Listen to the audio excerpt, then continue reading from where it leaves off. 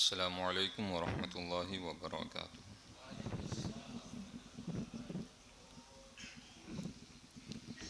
الحمد للہ نحمده ونستعینه ونستغفره ونؤمن به ونتوکل علیہ ونعوذ باللہ من شرور انفسنا ومن سیئات اعمالنا من يهده الله فلا مضل له ومن يضلله فلا هادي له ونشهد أن لا إله إلا الله وحده لا شريك له ونشهد أن محمدا عبده ورسوله أما بعد فأعوذ بالله من الشيطان الرجيم بسم الله الرحمن الرحيم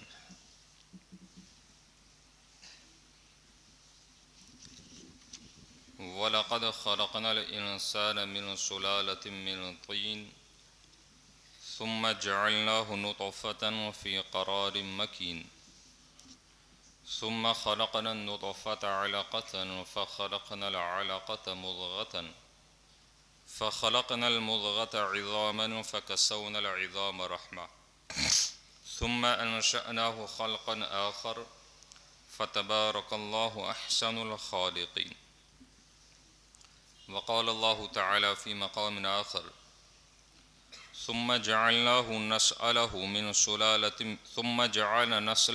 سلالة من ماء مهين ثم سواه ونفخ فيه من روحه وجعل لكم السمع والأبصار والأفئدة قليلا ما تشكرون صدق الله مولانا العظيم وصدق رسوله النبي الأمين المتين الكريم ونحن على ذلك لمن الشاهدين والشاكرين والحمد لله رب العالمين إلى يوم الدين۔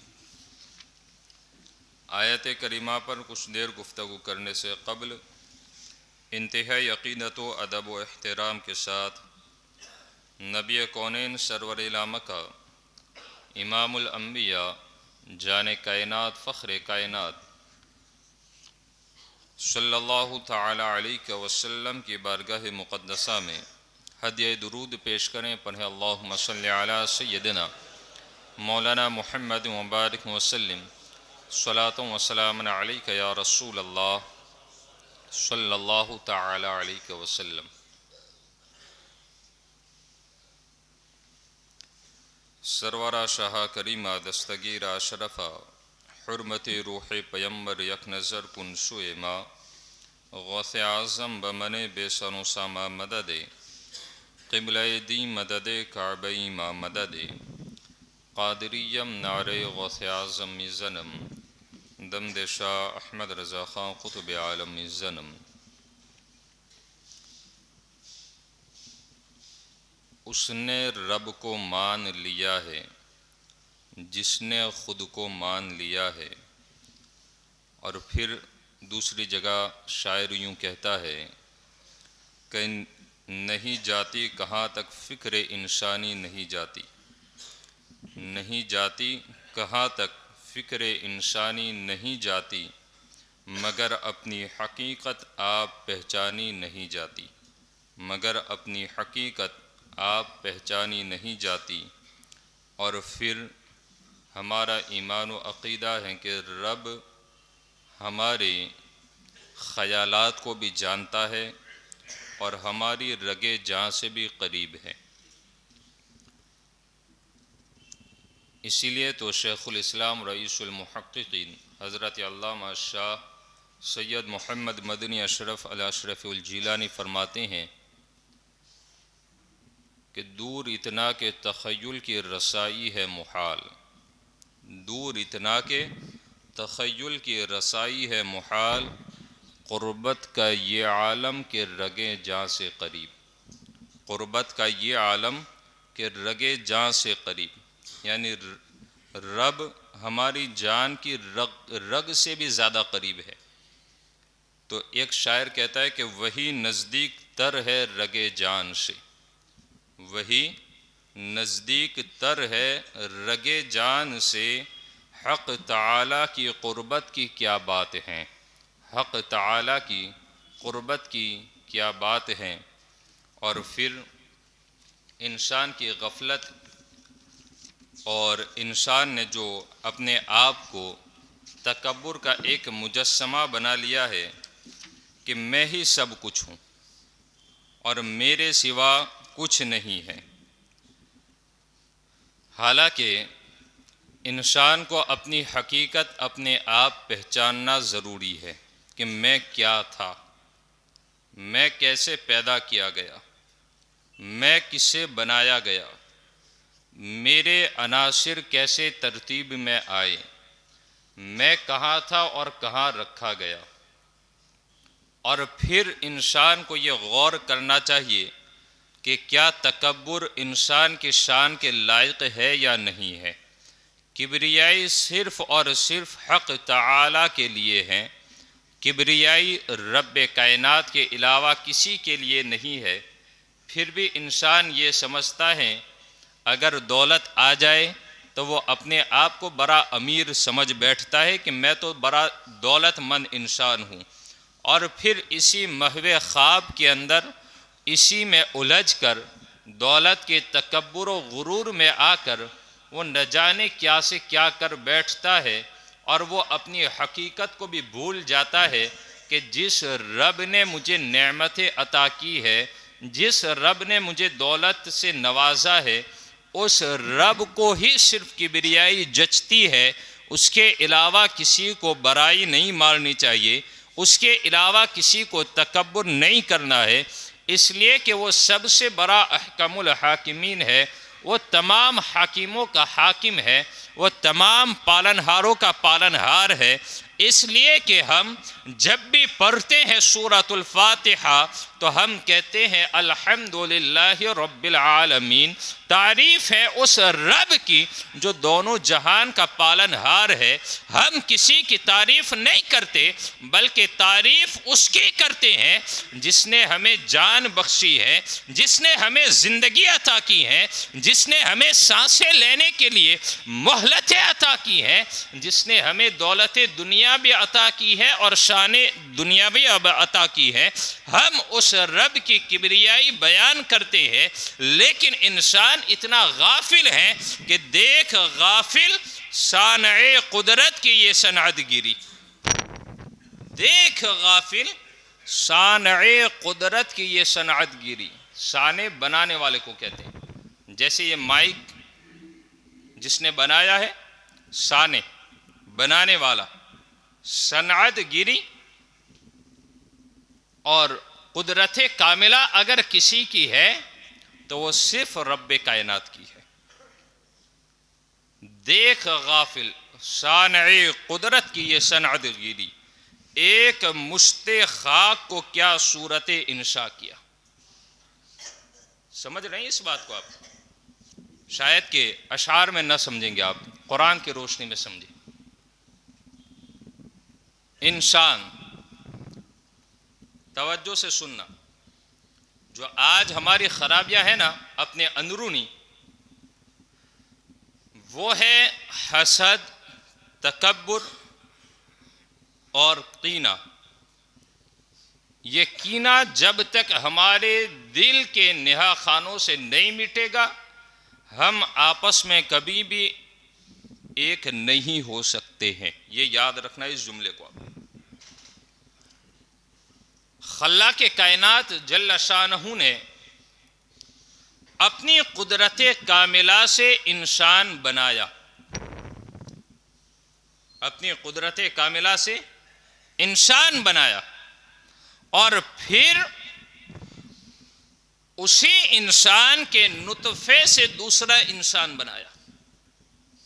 حقیقت کو پہچاننا کہ حقیقت ہماری تھی کیا، لیکن ایک مشت خاک سے انسان بنا دیا اس نے۔ کیا سے کیا کیا؟ انسان کیا، اور پھر اس انسان کو اشرف المخلوقات کا تاج زرقی پہنایا کہ یہ تمام مخلوقات میں افضل ترین۔ اور پھر ہم تو اتنے عظیم کہ یہاں تو انسان کو حقیقت پہچاننے کی میں نے بات کی، ہم انسان بھی ہیں لیکن بڑے افضل اس حیثیت سے کہ ہمارا نبی سب انبیاء سے افضل. سمجھ رہے ہیں؟ ہمارا نبی سب انبیاء سے افضل. اور اسی لیے کہا کہ انسان کو اپنی حقیقت و ماہیت کو پہچاننا چاہیے کہ تیری حقیقت کیا. اور ہمیں تو اپنی حقیقت تو جاننا ضروری اس اعتبار سے کہ ہم انسان تو ہیں لیکن ہم افضل مخلوقات کے اندر تمام مخلوقات میں افضل. رب نے جتنی مخلوقات کو پیدا کیا جو زمین پر دکھ رہی ہے، جو زمین کے نیچے چھپی ہے، جو سمندروں کی گہرائیوں میں تیر رہی ہے، جو پہاڑوں کی کوہوں کے اندر پوشیدہ ہے، ہر جگہ پر رب نے مخلوق کو رکھا. ان تمام مخلوقات کے اندر حضرت انسان کو افضل المخلوقات بنایا. لیکن ہم نے اپنی حقیقت کو نہیں پہچانا اور انسان کیا کر بیٹھا؟ تکبر. تکبر آیا کیوں؟ جو ہم سرسری نظر دورائیں تو چند وجوہات کی بنا پر انسان تکبر کرتا ہے، جس میں سب سے پہلی چیز دنیاوی مال. اب اسی مال کو آپ دیکھیں کہ جنہوں نے یہ مال اللہ اور اس کے رسول علیہ السلام کے فرامین کے مطابق کمایا اور خرچ کیا تو ان کی شان اللہ نے الگ بیان کی. اور یہی مال جب فرعون و قارون کے تعلق سے آپ دیکھیں تو آپ کے سامنے وہ بات رکھنے کی ضرورت نہیں ہے. آپ اچھی طرح جانتے ہیں کہ فرعون کس سبب سے غرق ہوا اور قارون کس سبب سے ہلاک کیا گیا. دو چیزیں جس میں سے میں نے پہلی چیز ذکر کی کہ دنیاوی مال انسان کو تکبر پیدا کرتا ہے انسان کے اندر. وہ کب؟ کہ جس انسان کا دل اللہ اور اس کے رسول علیہ السلام کی محبت اور خدا کے خوف سے خالی ہو تو وہ انسان کا دل تکبر کا مجسمہ بن جاتا ہے. سمجھ رہے ہیں آپ؟ تکبر پیدا ہوتا ہے. اور یہی تکبر، میں تکبر پر گفتگو لمبی چوڑی نہ کر کے اصل انسان کی حقیقت آپ کے سامنے رکھوں. تکبر ہے کیا معلوم ہے؟ صرف مشہور مثال میں آپ کے سامنے رکھ دوں. امام غزالی رحمۃ اللہ تعالی علیہ نے بھی اس کو لکھا. تکبر اعمال کو ایسے برباد کر دیتا ہے جیسے لکڑے کو ادھے. جو کیڑا ہوتا ہے نا، ظاہر میں تو بڑا خوبصورت وہ نقشہ، وہ لکڑا بہت اچھا نظر آتا ہے، لیکن ایک تھوڑا سا ہاتھ لگاؤ پتہ چل جائے گا کہ پورا دھرم سے نیچے چلا آئے گا. کیوں؟ اندر جو تکبر، جو حسد، جو کینہ، جو بغض، یہ تمام چھپے ہوئے گناہ جو دل میں تھے، امام غزالی فرماتے اس کے اعمال کو برباد کر دیتے، اس کے اعمال کو برباد کر دیتے ہیں. اور پھر بروز حشر وہ یہ کہیں کہ میں نے تو بڑے سجدے کیے، میں نے تو بڑی زکاتیں نکالی، میں نے تو بڑی خیرات کی، میں نے تو ہزاروں کی شادیاں کروائی، میں نے تو فلاں کی ہیلپ کی تھی، میں نے تو فلاں یہ کیا کام، میں نے تو مسجدوں کو قائم کیا، مسجدیں بنائی، مدرسوں کو کھڑا کیا. لیکن یہی تکبر و حسد اس کے اعمال کو فنا کر دیتا ہے. اب یہاں پر کوئی کہہ سکتا ہے کہ پھر ظلم کیا، اس کے اعمال کو اس کے زندگی سے ختم کر دیا رب نے، تو پھر سمجھے ان اللہ لا یظلم مثقال ذرہ. اللہ بندے پر ہے نا ذرہ بھر بھی ظلم نہیں کرتا، ذرہ بھر بھی ظلم نہیں کرتا. تو پھر جو کچھ اس کو آخرت میں صلہ ملنے والا ہے اور آخرت میں سب سے بڑا صلہ کیا ہے معلوم ہے؟ وہ ہے اللہ کا دیدار اور جنت۔ وہ کیا ہے؟ رب کا دیدار اور جنت۔ اور پھر جو اس نے اعمال کیا نا اس کا بدلہ اسے اللہ یہیں پر دے دے گا۔ اگر یہ تکبر، یہ حسد اور یہ گناہوں کے دلدل میں پھنس کر اگر زندگی کو گزارے گا تو پھر اس کے آخرت میں اس کے لیے کچھ بھی نہیں ہے۔ جیسے آپ دیکھیں کافر جتنی بھی نعمتیں ہیں انہیں دنیا میں دے دی جائے گی، جتنی بھی شہرت، جتنی بھی دنیا کی عیش و عشرت، وہ سب دے دیا جائے گا، جو کچھ ہے وہ سب دے دیا جائے گا، لیکن آخرت میں ان کا کوئی حصہ نہیں، آخرت میں کوئی حصہ نہیں۔ کیوں؟ اس لیے کہ جو کچھ انہیں دینا تھا وہ یہیں پر دے دیا گیا۔ اور رب نے انسان کو اپنی قدرت کاملہ سے پیدا کیا اور ایک نطفے سے دوسرے انسان کو بھی بنایا، اور انسان کو تمام اعضائے جسمانی عطا کیے، ہاتھ، پیر، زبان، ناک، کان، جتنے بھی آپ اعضاء پارٹس آف باڈی کو دیکھ لیں تو پتہ چلے گا کہ یہ رب کی عظیم نعمتیں، عظیم نعمتیں۔ اور گناؤں میں آپ کو تو پھر میرا رب کہتا ہے فَبِأَيِّ آلَاءِ رَبِّكُمَا تُكَذِّبَانِ، کہاں سے شمار کر سکے ہم؟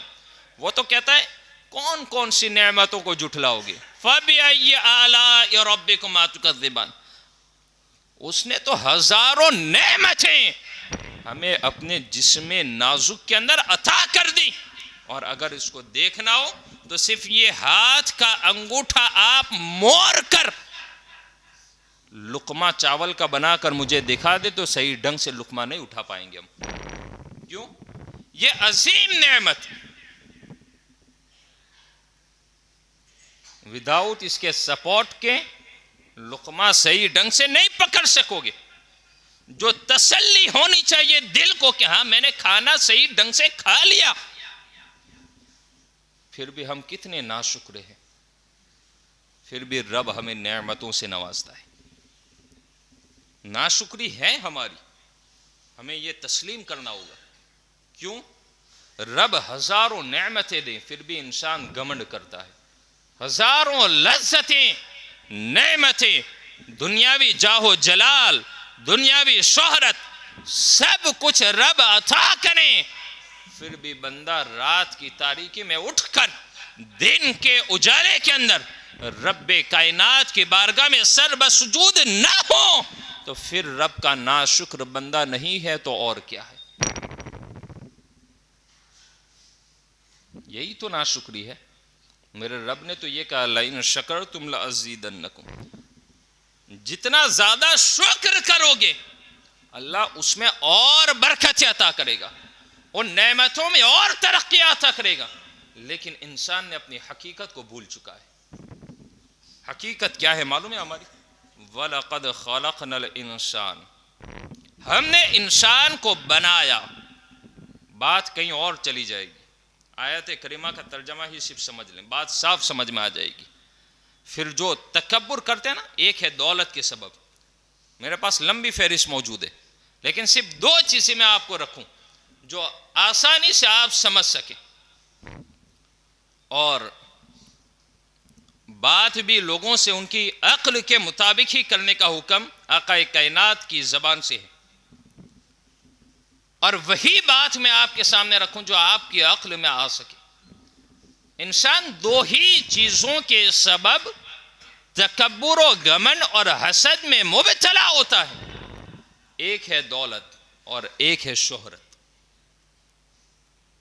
اور یہ دونوں چیزیں اللہ تعالی جسے عطا کرتا ہے اسے اسی وقت سمجھ لینا چاہیے جب سے اسے نوازا، وہ سمجھ لیں کہ اس کا امتحان شروع ہوا ہے۔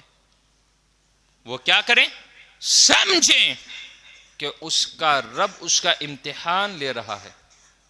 جیسے حضرت عثمان غنی رضی اللہ تعالیٰ عنہ کو اللہ نے بڑی دولتوں سے مالا مال کیا تھا، لیکن قربان تو جائیں، دولت کمانا حرام نہیں ہے، حلال طریقے سے کمایا جائے، حرام طریقے سے نہیں۔ دولت کمائیں حلال طریقے سے۔ حضرت عثمان غنی رضی اللہ تعالیٰ عنہ نے جب سرکار کائنات صلی اللہ تعالیٰ علیہ وسلم کی زبان نبوت سے سنا تھا کہ آج یہ کنواں خرید کر کون مجھ سے جنت کو خرید لیتا ہے، جانتے ہیں نا وہ کنواں جو مدینہ المنورہ کے اندر جو مومنوں کے لیے پانی کی تنگی تھی اور وہاں سے پانی نہیں لینے دیا جاتا تھا، یا جو بھی اسباب ہوں اس پر گفتگو نہ کریں، ہم ابھی صرف مثال سمجھیں کہ دولت سے بھی انسان رب کی رضا حاصل کر سکتا ہے، لیکن حاصل کرنے کا طریقہ آنا چاہیے، حاصل کرنے کا طریقہ آنا چاہیے۔ حضرت عثمان غنی رضی اللہ تعالیٰ عنہ کو جب خبر پہنچی کہ آقا کائنات صلی اللہ تعالیٰ علیہ وسلم نے وہ کنواں طلب بھی کیا اور اس انسان نے منع کر دیا کہ یہی تو میرا ذریعہ معاش ہے یا اسی پر میرا گزارا ہے، تو حضرت عثمان غنی رضی اللہ تعالیٰ عنہ نے 2 گنا رقم دے دی، اس نے جو مانگا دے دیا، اور سرکار کائنات صلی اللہ علیہ وسلم کا جو فرمان سنا تھا، آقا کائنات کی بارگاہ میں حاضر ہوئے اور کہتے ہیں یا رسول اللہ وہ کنواں آج سے میں نے مومنوں کے لیے وقف کر دیا۔ آقا کائنات فرماتے عثمان تمہیں جنت کی بشارت میں عطا کرتا ہوں۔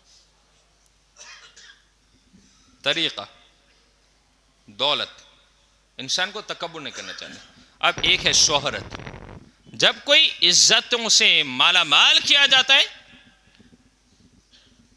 کسی کو کچھ سمجھا جاتا ہے، کسی کو قوم اپنا لیڈر تسلیم کرے، کسی کو قوم اپنا رہنما سمجھے، اور وہی رہنما وہی لیڈر اگر یہ سمجھ بیٹھے کہ یہ تو ہمارے لیے فخر کی بات ہے، یہ تو تکبر کرنے کی ایک علامت پیدا ہو جائے، تو پھر سمجھ جائیں کہ اگر تھوڑا سا بھی تکبر کا شائبہ پایا گیا تو پھر فرعون کی حکومت کو دیکھ لے۔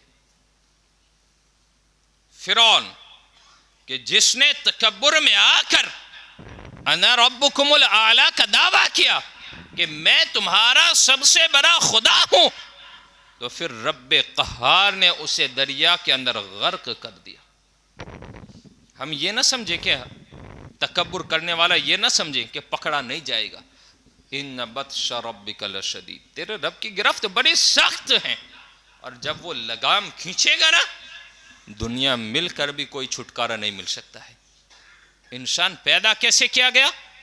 وَلَقَدْ خَلَقْنَا الْإِنسَانَ مِنْ صُلَالَةٍ مِّنْ طِينٍ، ہم نے آدمی کو چونی ہوئی مٹی سے بنایا۔ جانتے ہیں حضرت آدم علیہ نبی جنا علیہ تحیت والسلام جو تمام انسانوں کے باپ، تمام انسانوں کے، جب آپ کا خمیر تیار کیا جا رہا تھا، جب آپ کا پتلا تیار کیا جا رہا تھا، رب کائنات نے فرشتوں کو یہی تو حکم دیا تھا کہ روئے زمین سے جتنے قسم کی مٹیاں ہیں اٹھا کر لائی جائے، اور پھر اسے گوندا گیا۔ تو اسی لیے تو رنگت ایک طرح کی تو نہیں ہے، مختلف ہے، کوئی بہت خوبصورت، کوئی مٹیرے کلر کا، کوئی کسی طرح کا، کوئی سرخ نما، ہر طرح کا ہے، کوئی گندم نما، ہر طرح کے انسان پائے جاتے ہیں۔ کیوں؟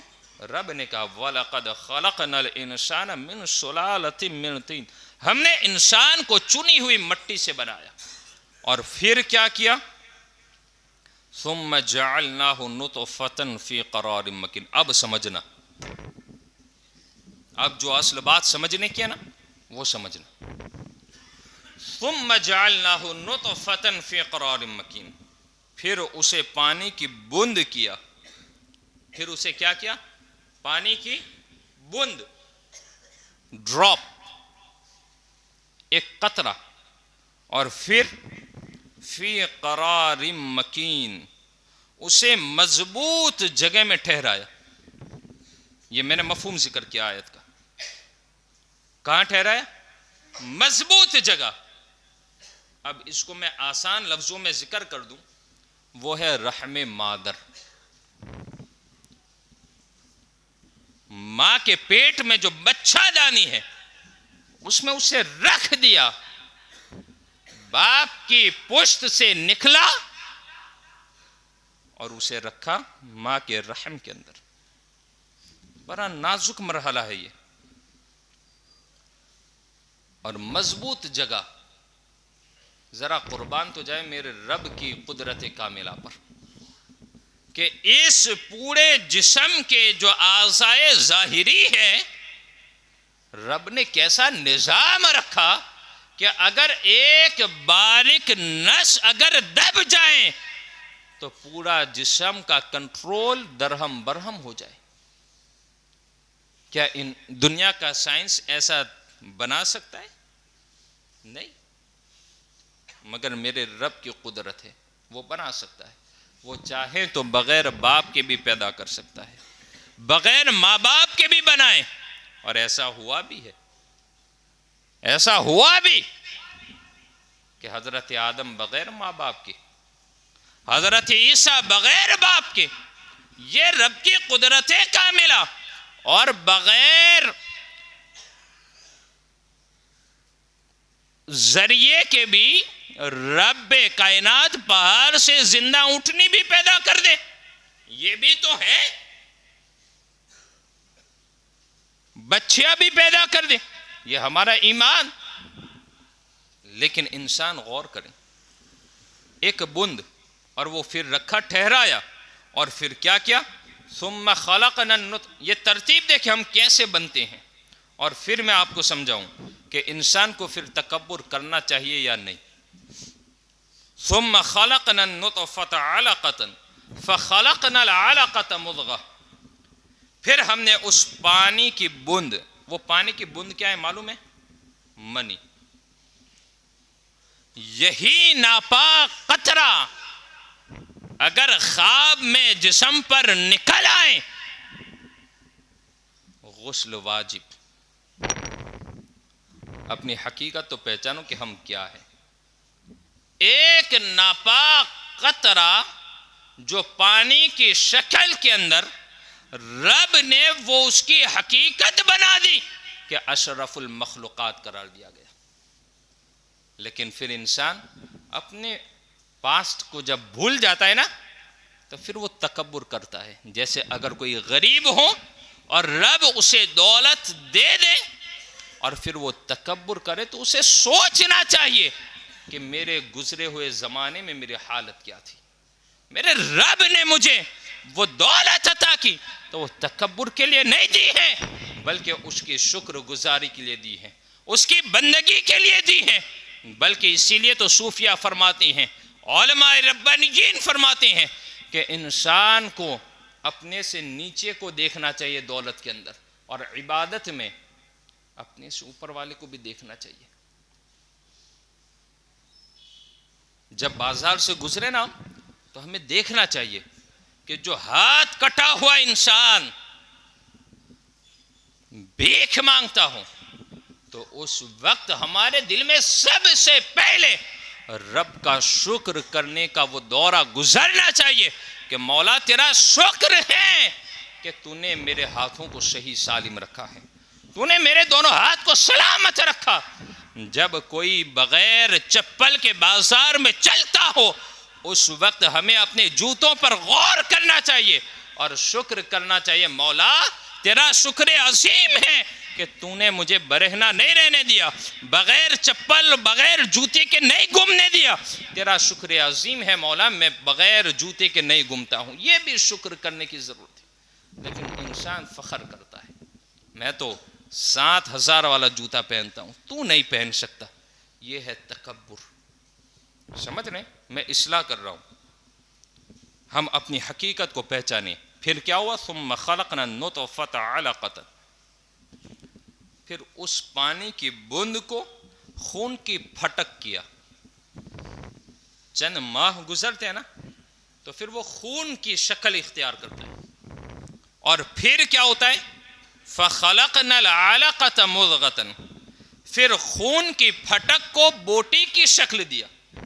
یہ ترتیب تو دیکھیں یار میرے رب کی، کیسی قدرت ہے۔ پانی تھا، خون کیا، خون کو پھر گوشت کی بوٹی کر دیا، اور پھر میرا رب کہتا ہے مضغۃ فخلقنا المضغۃ عظاما، پھر گوشت کی بوٹی کو ہڈیاں دی۔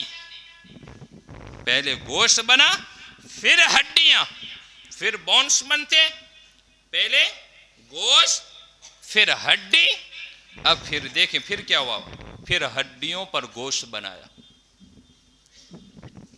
فَكَسَوْنَا الْعِظَامَ لَحْمًا، میرا رب کہتا ہے کہ پھر ہڈیوں پر گوشت چڑھایا، گوشت بنایا۔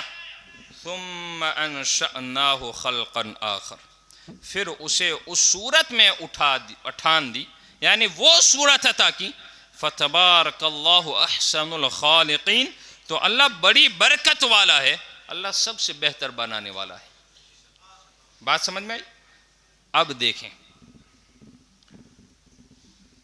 یہ چہرہ، تفصیل لمبی ہو جائے گی، صرف بات میں حضرت ایاز رحمۃ اللہ تعالی علیہ کی کر دوں، پھر اس پر ہم گفتگو کریں گے۔ اور ایک میں آپ کو میسج دینا چاہوں گا کہ دیکھیں آپ، جو لوگ اپنے چہروں کو بگاڑ رہے ہیں نا، سنت رسول سجا لیں، کریں، ایک ماحول قائم کریں، ہم ایک اپنی پہچان بنائیں کہ ہم غلام مصطفیٰ ہیں، اس لیے کہ سب سے بہتر جس نے صورت بنائی ہے ہماری، وہ خلاق کائنات ہمیں یہ کہتا ہے وَلَقَدْ خَلَقْنَا الْإِنسَانَ فِي أَحْسَنِ تَقْوِيمٍ، بہترین صورت پر ہم نے انسان کو پیدا کیا۔ اب یہی انسان دنیا کی چاہے کسی بھی پارلر میں جا کر اپنی خوبصورتی کو بنانا چاہیں، وہ بنا نہیں سکتا، اور خاص طور پر ان شادیوں کے سیزن کے اندر ہمیں ایک بات کی خاص ضرورت پیش آتی ہے، اور وہ میں آج اس کو ذکر کرتا ہوں کہ اکثر و بیشتر ہم اپنی بیٹیوں کو یہ دیکھتے ہیں، ہم اپنی بہنوں کو اس صورت پر دیکھتے ہیں کہ اگر غور کیا جائے تو اللہ اکبر، شیطان ان کے ساتھ ساتھ چل رہا ہے، بال کھلے پڑے ہیں، چہرے پر دوپٹہ تک نہیں۔ کیوں؟ ایک ہی دن ہے، حالانکہ حسن و جمال شوہر کے سامنے صرف بتانا اور بناؤ سنگار کی اجازت، غیر کے لیے تو نہیں۔ اور قربان تو جائے یار، ہمارے پاس تو ہے کیا جو ہم تکبر و گھمنڈ اور غرور کر سکیں؟ وہ ماں فاطمہ زہرا رضی اللہ تعالی عنہا سلام اللہ تعالی علیہا، کہ جس کے بال کی سیاہی کو دنیا کے انسان تو دور کی بات، اللہ کی معصوم مخلوق نے بھی نہ دیکھا، اور وہ عظیم نبی کی بیٹی کہ جو چکی بھی چلاتی ہے، آٹا بھی پیستی ہے، گھر کے کام کاج بھی کرتی ہیں، سب کچھ کرتی ہیں، لیکن قربان تو جائے جب رب کی عبادت و شکر گزاری میں لگتی تو پھر یہی زبان سے نکلتا مولا رات بڑی چھوٹی ہے، اس غریب امت کے لیے دعائیں مغفرت کرتی۔ لیکن آج ہماری بہنوں کا حال ہم نے یہ بنا کر رکھ دیا کہ جس کے حسن پر جب شکاری شکار کر بیٹھے اور پھر ہم کہیں کہ ایسا نہیں کہ ہونا چاہیے تھا میری بیٹی کے ساتھ، تو میں پہلی دعوت دے رہا ہوں کہ ہمیں جو حکم شریعت ہیں ہمیں اس کی پابندی کرنے کی ضرورت ہے۔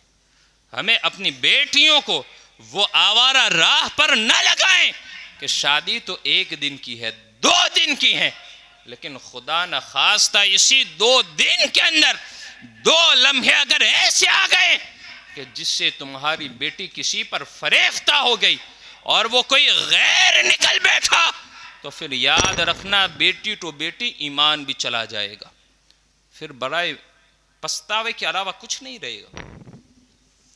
اور پھر بات ہمارے جوانوں کی میں کروں، اور بڑا المیہ تو یہ ہے ہمارا، حضرت ایاز کی بات میں پھر بعد میں کروں گا۔ المیہ یہ ہے ہمارا کہ ہم سنت رسول کو عیب سمجھنے لگے ہیں، مجھے یہ محسوس ہوتا ہے۔ کیوں؟ اس لیے کہ خاص طور پر جو ایک ماحول بنا ہے ہمارے یہاں کہ اگر کوئی دیندار بھی بنتا ہے بچہ اور داڑھی رکھ لیا نماز کا پابند، تو پھر باپ بیٹی دینے کے لیے تیار نہیں ہوتا ہے، بیٹی اس سے شادی کرنے کے لیے تیار نہیں۔ یہ تو بڑا عجیب مسئلہ، یہ کیسی صورتحال، وہ بھی ہمارے اندر، کہ جہاں سے انسان کو انسانیت کا درس ملا اس نبی کی سنت سے ہم بغاوت کریں، اس نبی کی سنت کو رکھنے میں ہم شرم کریں، اس نبی کی سنت رکھنے والے سے فاطمہ زہرا کی چادر کا صدقہ مانگنے والی شادی کرنے سے انکار کر بیٹھے، تو میں سمجھتا ہوں یہ پستی کا زمانہ ہم پر نہیں آئے گا تو پھر کیا ترقیاں ہمیں ملے گی؟ یہ ہماری غفلتیں ہیں، ہمیں سوچنا ہے اس پر کہ ہم کام کیسے کر سکتے ہیں، یہ ایک ماحول کھڑا کریں اور یہ جوان کر سکتے ہیں۔ میں یہی سمجھتا ہوں، جن کی عمریں گزر چکی ہیں وہ مشورے دے سکتے ہیں، اور میں ان سے بھی یہ کہوں گا کہ اب آپ پہلے رکھ لیں، آپ بھی رکھیں، مرنا تو ہے ہی، لیکن وہ ثواب لے کر کیوں نہ جائے ایسے دور کے اندر کہ جس دور میں سنت مصطفیٰ کو مٹا دیا جائے، اور اگر کوئی زندہ کرے تو میرے آقا فرماتے ہیں 100 شہیدوں کا ثواب اسے عطا کیا جائے گا۔ آج تو دن میں اٹھیں رات میں اٹھیں لگا دیا، کیوں بھائی؟ نہیں اچھا لگتا ہے۔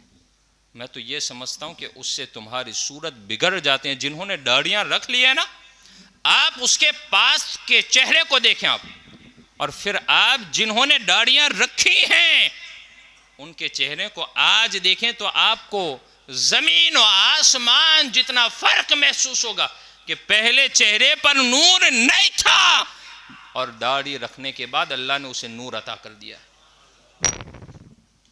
ہوتا ہے، ہم دیکھتے ہیں۔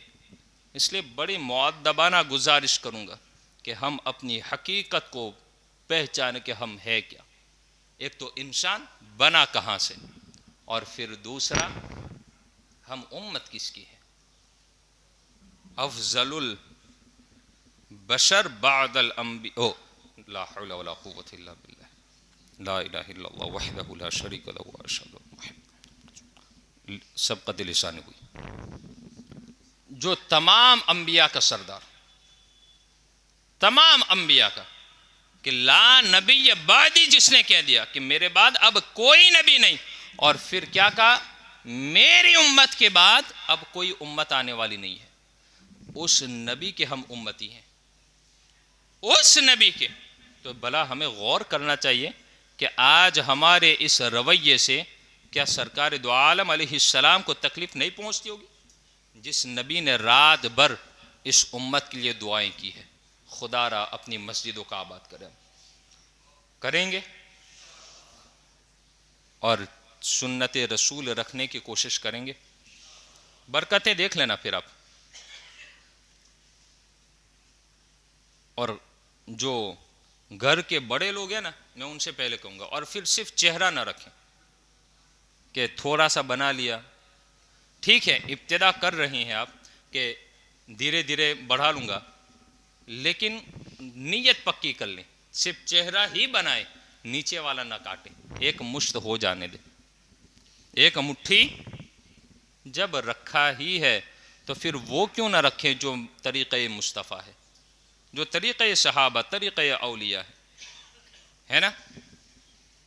تو یہ کرنے کی کوشش کریں، آپ کریں گے اور سینوں سے ایک دوسرے کا حسد نکال دیں۔ یہ بہت مشکل کام ہے، لیکن ایک چیز ہمیشہ یاد رکھیں کہ جہاں پر یہ خیال آئے گا نا، شیطان فوراً حملہ کرے گا۔ ان الشیطان للانسان عدو مبین، شیطان انسان کا کھلا دشمن ہے، اس کے بہکاوے میں نہ آئے۔ لا حول کی کثرت کریں آپ، اور درود مصطفیٰ کی پابندی کریں۔ اللہ کریم ہم سب کو اس پر عمل کرنے کی توفیق عطا فرمائے۔ دوران گفتگو عمدن سہوا لفظا معنا کوئی خطا ہوئی ہو، اللہ کریم ہم سب کو معاف فرمائے۔ وما علی الا البلاغ۔ السلام علیکم ورحمۃ اللہ تعالی وبرکاتہ۔